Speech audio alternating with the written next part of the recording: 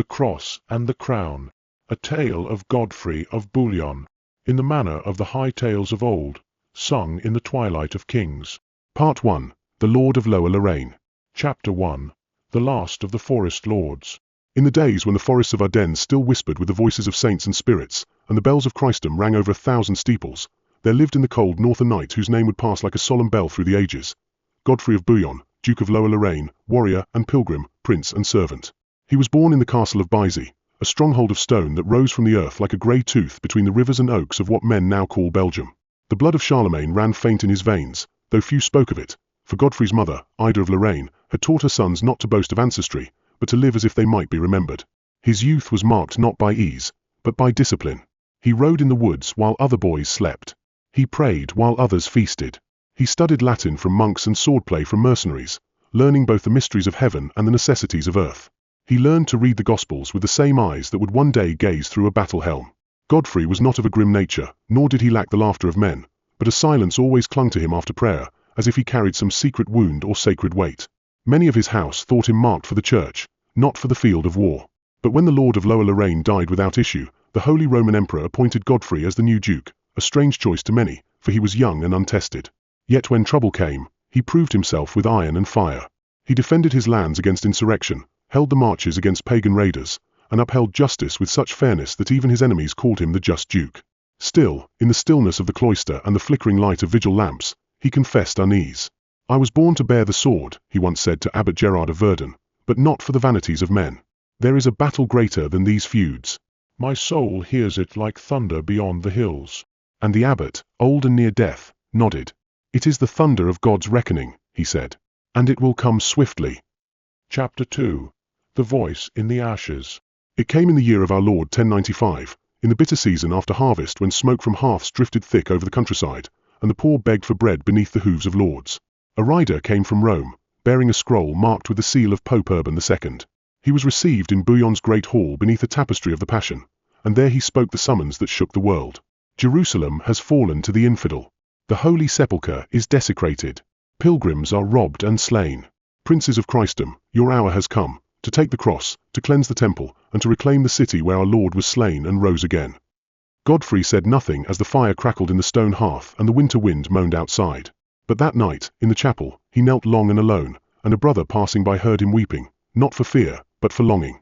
And when he rose at dawn, he summoned his household and declared before them all, "I will go, not as a conqueror, but as a penitent, not for glory, but for Golgotha. I will walk the path of my Lord, from the Mount of Olives to the tomb. If I die, may my bones rest where he rose."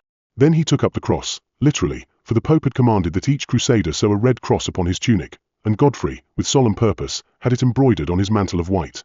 He wore no crown, only mail and humility. Soon his hall became a forge of pilgrimage. Knights came from Flanders, from the Rhineland, from the old Saxon hills. They swore oaths before relics and received the blessing of bishops. Gold was melted to buy grain. Ships were built. Horses shoed. And always, in the heart of it, stood Godfrey, calm as a tree in the storm. His brothers, Eustace and Baldwin, joined him. One would return to rule a kingdom. The other would fall in the dust.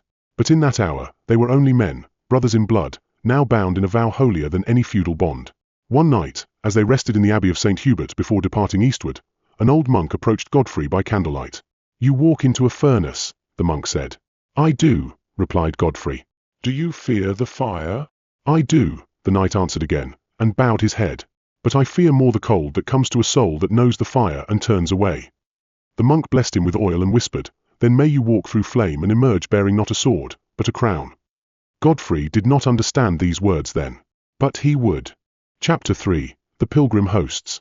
The roads eastward groaned beneath the tread of men.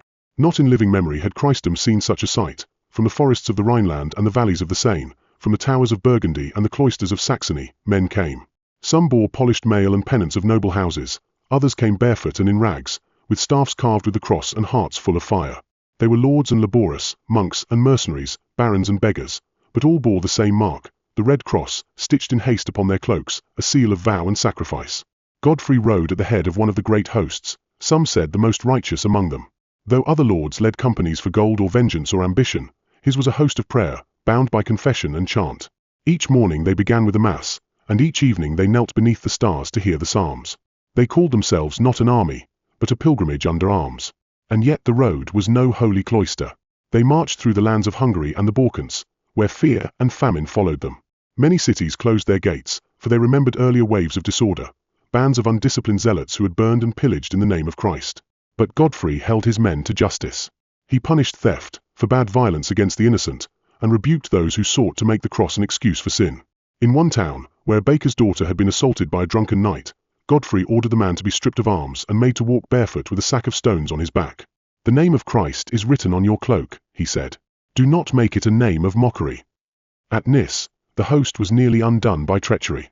A local prince, fearing the size of the army, denied them passage and sent soldiers in secret to harass the foragers. When reports came of murdered scouts and burned wagons, Godfrey summoned the leaders of the host. "Shall we burn the city?" Baldwin asked, his eyes hard. Godfrey looked to the chapel. "The Lord rebuked his disciples when they called fire down from heaven. We shall not burn, but neither shall we bow to cruelty." He led a disciplined siege, not to conquer, but to force parley. When the gates opened in surrender, he demanded no gold, only bread for his men and penance from the guilty. Word of his mercy spread faster than tales of blood. By the time they reached Constantinople, Godfrey's name was known in every hall from the Adriatic to the Bosphorus. But Constantinople was no haven of fellowship. The Emperor Alexios Komnenos received the pilgrims with caution and contempt thinly veiled by courtly flattery. He had expected soldiers, mercenaries for hire. Instead, he found lords who bore themselves like kings, and who refused to take oaths of fealty to a man who had once made pacts with Turks. Godfrey, ever the diplomat, met the emperor not as a vassal, but as a fellow servant of Christendom. "We come not to carve kingdoms, but to redeem the kingdom," he said. "We seek only the road to Jerusalem." Still, Alexios pressed for pledges. He promised ships, guides, supplies, if only the Franks would swear to restore to Byzantium all lands they might reclaim from the enemy. Many refused. Some cursed. Bohemond of Taranto, a fierce Norman prince, spoke openly of betrayal. But Godfrey, after prayer and counsel, agreed to a conditional oath, not of vassalage, but of charity. "We are not here for thrones," he told the other lords. "Let us give back what is not ours, and take only what heaven gives." In the spring of that year, they crossed the Bosphorus. It was a strange thing for those northern men, bred in stone castles and dark forests, to find themselves upon the marble shores of Asia, where every hill seemed older than memory, and every wind carried the breath of ancient battles. Here, Paul had preached. Here, Antioch still stood. And here, the land lay under the shadow of the crescent. The host marched in silence. Each step brought them nearer to Jerusalem. Each step was a testing fire. And ahead, far ahead, beyond rivers and fortresses, beyond walls yet unconquered, shone the city of God. Chapter 4, the citadel of heretics. They came upon Nicaea in the bright bloom of spring, and found it girded like a lion at bay. The city stood proud upon the shores of Lake Ascania, its walls ancient and unbroken, raised by emperors long since turned to dust. Behind those battlements flew not the banners of Rome, but the sigil of the Seljuk Turks, the crescent and the sword, emblems of conquest and dominion. Here ruled Kilij Arslan, the Sultan of Rum, a prince of cunning and cruelty, who had mocked the coming crusade as a rabble of fools. He would mock no longer. The Franks encircled the city, their banners like a field of flowers, the golden lions of Normandy, the silver doves of Toulouse, the red oxen of Flanders. Yet among them, none flew higher in esteem than the standard of Godfrey, a plain white banner with a crimson cross, untorn and unadorned, like the man who bore it. Godfrey stood with his brothers at the front lines, not behind gilded pavilion cloth, but beneath a linen canopy staked into the earth, near the chapel tent where mass was said each dawn. The siege was grim work. The Turks fired arrows dipped in oil, and the crusaders replied with siege towers and catapults hewn from freshly felled trees. The days burned with sun, the nights with fire. And always, the sound of chanting, psalms in Latin, hymns in the Frankish tongue, the Ave rising like incense over blood. On the third week, word came that Kilij Arslan marched with a great host to relieve the city. Panic flickered through the lesser lords, but Godfrey only smiled grimly. "Then we shall meet him as Gideon met Midian," he said. "Let them come." They came on the feast of St. Basil, in the dawn hush when mist still clung to the earth. Thousands, horsemen clad in lamella and bearing curved blades, their war cries like the howling of wolves. But the Franks held the field. Godfrey, at the center of the vanguard, fought like the angel of the sword. His helm was split, his shield splintered, but his blade rose and fell with righteous wrath. Baldwin rode at his side, a lion in his own right, and Eustace held the flank like a wall of iron. By nightfall, the Turks lay broken. Kilij Arslan fled with shame in his mouth, and Nicaea surrendered, not to the crusaders, but to the Emperor Alexios, who sent his own banners to be raised over the gates. Many knights grumbled. Bohemond cursed in camp. "We break the walls and they take the prize," he spat. But Godfrey silenced dissent. "Jerusalem is our prize," he said. "Let the Greek keep his city. We shall keep our vow." And with that, the host turned south, toward Antioch, the gate of the Holy Land. The march was a crucible. Across the Anatolian plateau, under a sun that scorched the very breath from men's lungs, they walked. Food ran short. Water was scarce. Many died, not by sword, but by thirst, by weariness, by wounds festering beneath mail. Wolves and Turks harried the stragglers. But Godfrey did not falter. He walked among the sick, gave his own food to the children, and bound the limbs of the wounded with his own hands. At night, he slept in a cloak beside the campfires, not in a tent. His men followed him not because of title, but because they saw in him a knight whose strength was mercy. At Dorylaeum, the Turks attacked again, swift and cruel, outnumbering the Christian vanguard. For a day and a night, the battle raged in the hills. Spears clashed, arrows rained, and the field ran red. Godfrey's white banner was seen wherever the line faltered. His horse was slain beneath him, but he rose and fought on foot. When Baldwin brought fresh reserves from the rear, it was Godfrey's shield that still shone unbroken in the center. The enemy broke, and the host, bruised but not broken, marched on. They reached the walls of Antioch in the dying days of the year. It was a city of legend, once the seat of Peter, the first bishop, now a fortress of steel and stone under the Turk Yagi Sion. Its towers rose high above the Orontes, grim and proud, surrounded by ravines and rocky passes. Here, the pilgrims halted. The siege would last longer than any before, 100 days of hunger, betrayal, disease, and despair. And yet, through it all, Godfrey endured. He hunted wild dogs in the hills to feed the poor. He prayed daily in the cold chapels they had built from broken stones.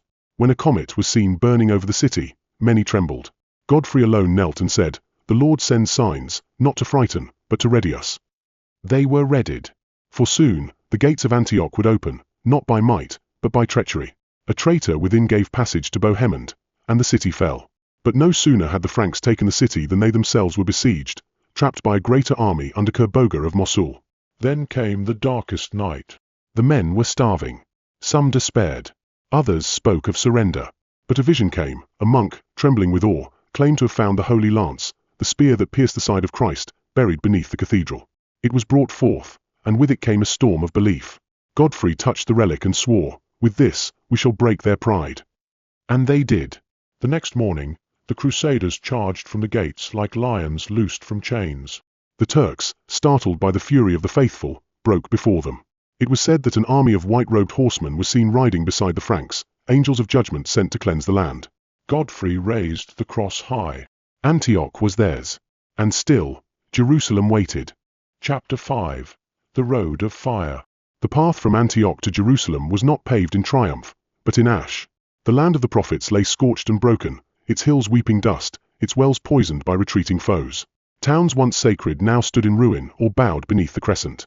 Yet the pilgrims pressed on, thin, hollow-eyed, sunburnt, and determined as stone.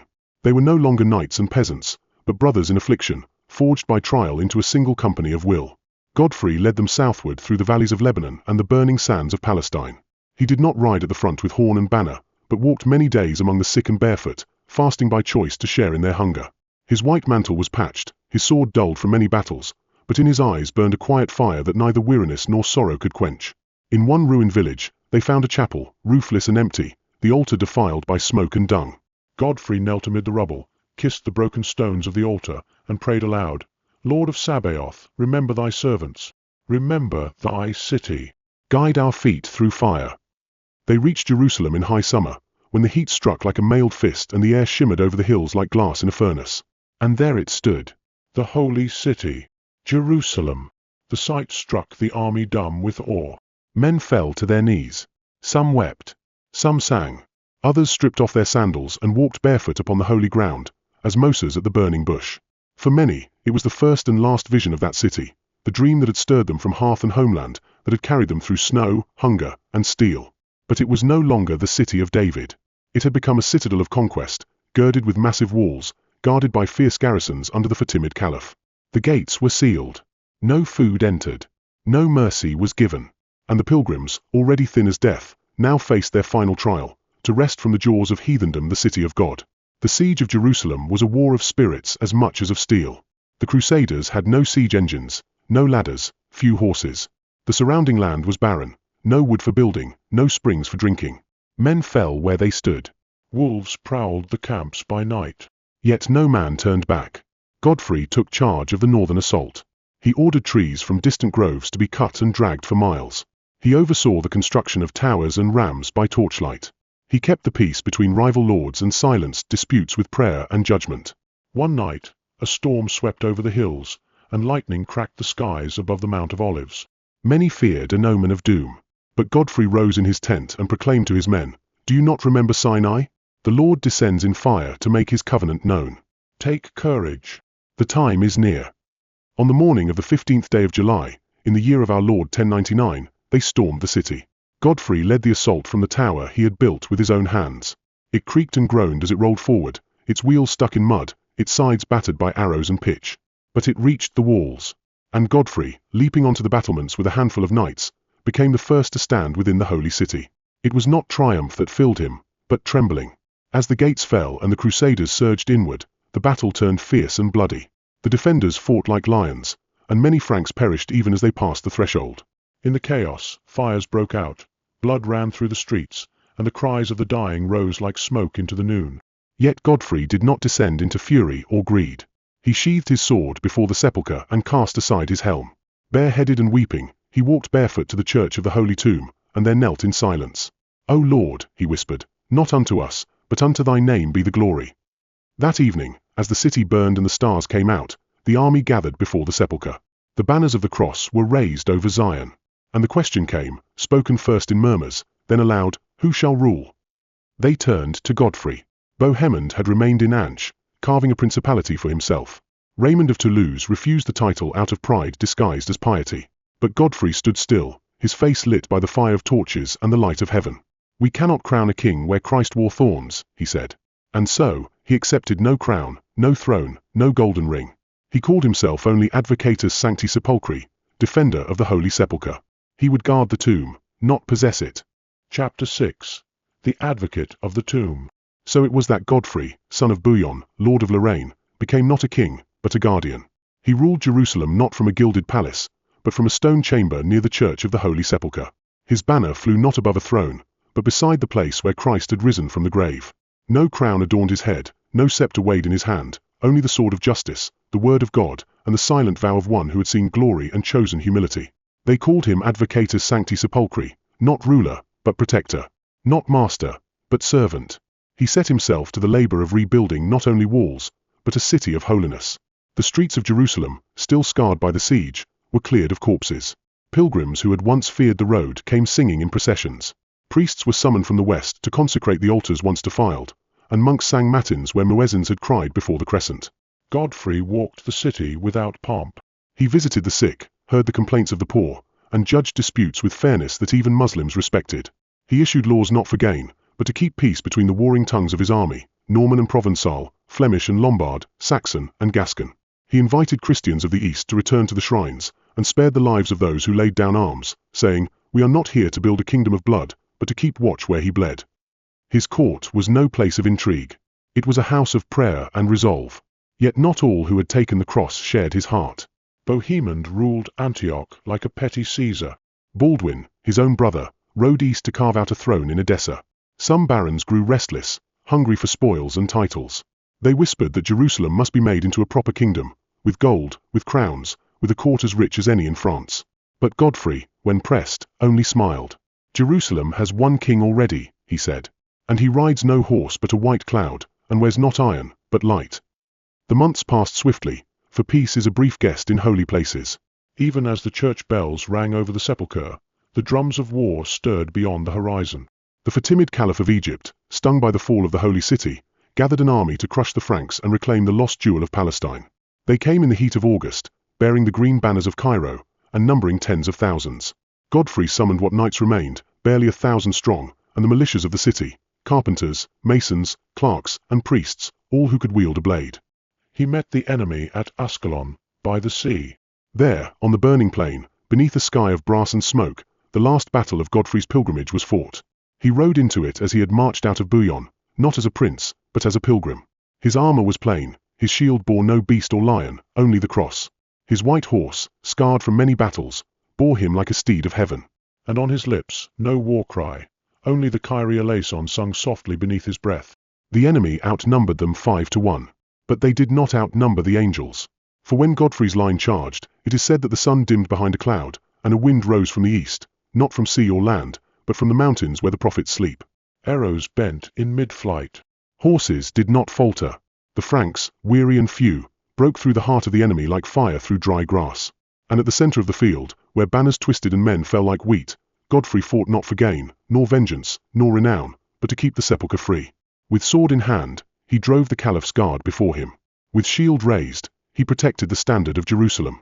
With prayer on his lips, he stood firm when others faltered. The enemy broke. The camp was taken. The road to Egypt lay open. But Godfrey did not pursue. He returned instead to Jerusalem, and there, upon the steps of the church, gave thanks not for victory, but for mercy. He reigned but a single year. And then, in the summer of 1100, a fever took him. Some say it was poison, sent by agents of Cairo. Others speak of exhaustion, the toll of hardship and war borne too long in silence. But those who watched him in his final days say that his face shone with peace, as if the gates of the city above were already open to him. He received the sacraments in the church of the Holy Sepulchre. He was anointed with oil, and the priests sang softly of resurrection. To his chaplain he whispered, "I see the mount again. I see the tomb, and it is empty. He is not here." And then, having made the sign of the cross, he surrendered his breath. They buried him not in a palace, nor in any golden tomb, but beneath the floor of the church, near the place of the skull, where Christ had died and risen. There a stone bears his name. Here lies Godfrey of Bouillon, who would not wear a crown of gold in the city where his Lord had worn a crown of thorns.